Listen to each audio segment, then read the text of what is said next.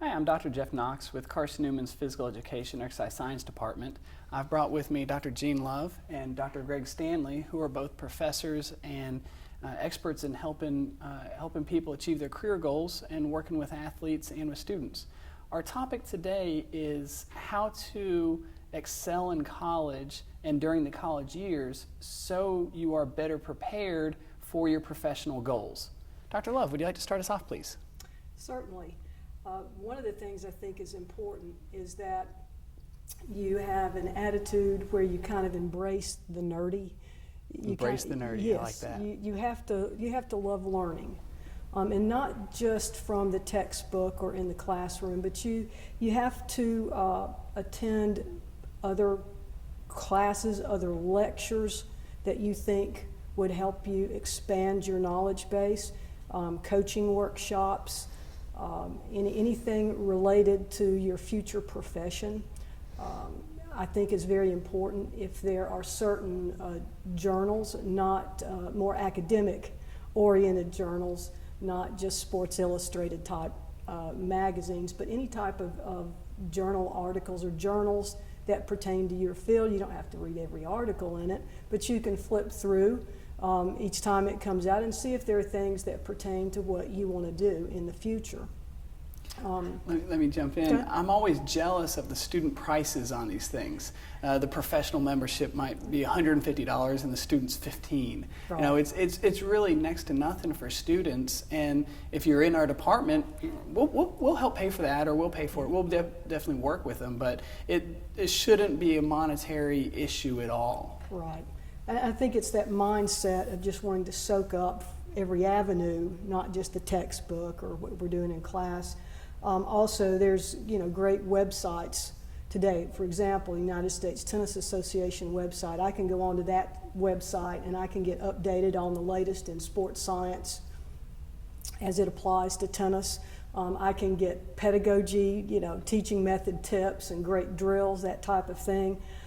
So I think that's a very important mindset to cultivate, and I call it, I just love to learn stuff, but I call it, you kind of got to embrace the nerdy, okay? And I think the other thing is good is to have a sense of direction, have a personal mission statement. I kind of had a fuzzy one when I was in college, and it kind of got fuzzier during graduate work, and then it really started to refocus with experiences inside and outside the classroom. But that personal mission statement, I want to help people through sport. That's my personal mission statement. And if I have something like that, it can direct and guide me in the decisions I make each and every day when I go to work. That everything I do pertains to that mission statement. So I think it's really important to embrace the nerdy and to start thinking about a personal mission statement for what am I doing with my life? What does God want me to do with my talents and my passion? So I think those two things are important. We're in a field that is changing and evolving, and we're finding out new ways to teach people, new ways to train people, new ways to prevent injury. So you're right, in the education, we can't just say, oh, I've already learned things in class, to always continue the knowledge. So Exactly. those are wonderful points. Thank you so much. Now, Dr. Stanley, a lot of people in these careers have a lot of letters after their names. And That's true. What are those? How do we get to that? What does that mean? Can you talk about that, please? Sure. Professional certifications as well as firsthand practical experience are going to be two huge things to help people in first obtaining a position and then thus furthering that position. So the alphabet soup, as it's jokingly called, behind people's name. 3 classes that we offer. One is personal training methods, principles of strength conditioning, and program design for strength conditioning. Those 3 build upon preparing students for professional certifications. So the American College of Sports Medicine, or ACSM, Certified Personal Training Exam is what the personal training class prepares for. The other 2 strength conditioning classes better prepare students for the National Strength Conditioning Association's Certified Strength Conditioning Specialist Exam, which has now just been mandated by the NCAA that any athletic institution or institution with athletic teams must have a CSCS on staff in order for the athletes to be training on the field or court or in the weight room. So definitely huge in setting one apart from others in a pile of resumes and determining who may have the experience and or certification to fulfill the position needed. So I tell people, you might not want to become a strength and conditioning coach. That might not be where you see yourself down the road, but it would impact other careers as well. So if somebody's applying to physical therapy school or occupational therapy school, would these have a positive impact as well? Absolutely. And from personal experience, I was still teaching K through 12 physical education, health, wellness when I took and passed the CSCS exam. And at the time, it had no bearing on my current position or increase in pay or anything of that nature. However, when I applied for a graduate assistantship in strength and conditioning, it put me ahead of everyone else who had applied because I already had the certification. So that definitely helped me short-term and then thus long-term working through my career and profession, so to speak. So absolutely it will set individuals apart just as different volunteer or practicum experiences would do the same. Wonderful. When I'm thinking about what does it take to get ahead in the college years, I look back at my own experience. And when I was a little kid, I was a swimmer. And my parents would take me to swim practice every day, and I'd swim about an hour a day. And then we went to a big meet, and I got destroyed in this meet. And I go to these other kids, and what are you doing? Well, they're practicing twice a day. I'm practicing once a day. It's pretty easy math. They were doing more of it than me. And it wasn't until I started practicing twice a day that I started to really get competitive. And it's one of those, the more time in the water, the better I got. Mm-hmm. Now, it's not a mystery. The more time in the library, you're going to be a little better. You study more, you do a little bit more time in the classroom, but I think there's more than that. And that's where I also reflect on my personal experience. When I transferred to Carson-Newman, I immediately started coaching. I was actually a volunteer coach until they decided I was worth paying, and then I worked my way up the ladder. But it allowed me to apply what I was learning in class, and it allowed me to really get motivated. It's one thing to learn about these theories and these methods, and hopefully I'm going to apply those here in a couple of years. It's a whole other thing to start doing it now. And I did my time. I also found that the more time I spent coaching and the more time I spent teaching at the community center and doing these things, I was not out causing trouble. I was not out wasting time, and I was happier. I was motivated, and I just want to do more and more of it. If my shift at the community center ended at 6, but they had a really cool class my friend was teaching, I would go and co-teach it. Not with pay, it was just because I was so excited.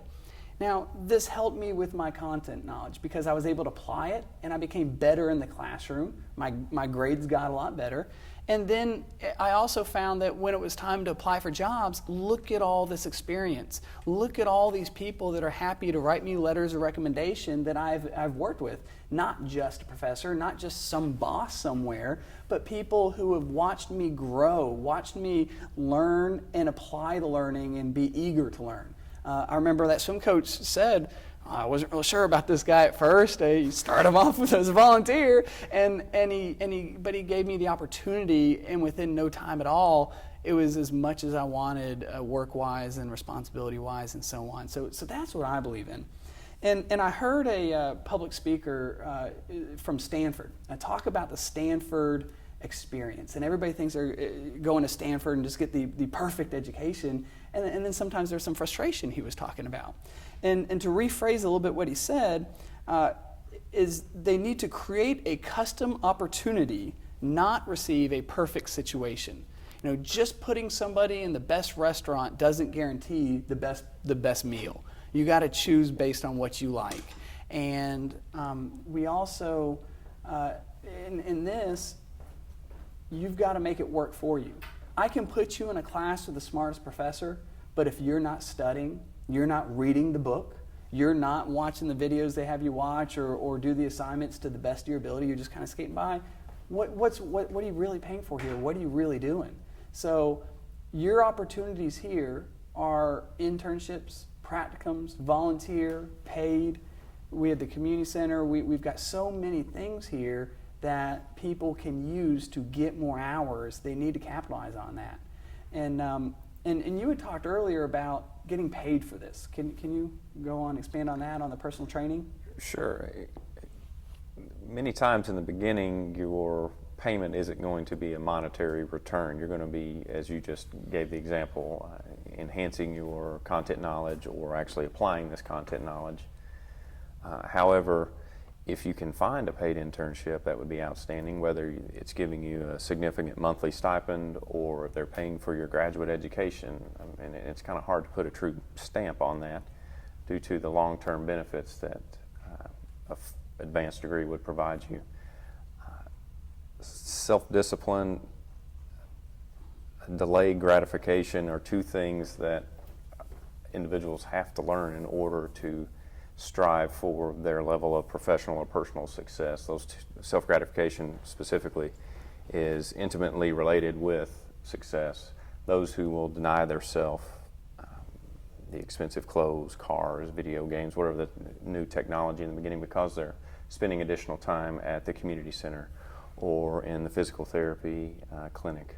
Or the library. Or in the library, whatever it is, if it's book studies or if they're actually getting volunteer practical experience. They may not see the benefit at that time, but the long-term rewards will definitely be significantly more lasting and fulfilling. So, and it's a hard concept to teach anyone, denying oneself and delaying the gratification even just for a few minutes. But if individuals can start slowly doing that in small little steps, it will definitely help them long-term from a profession standpoint and education as well.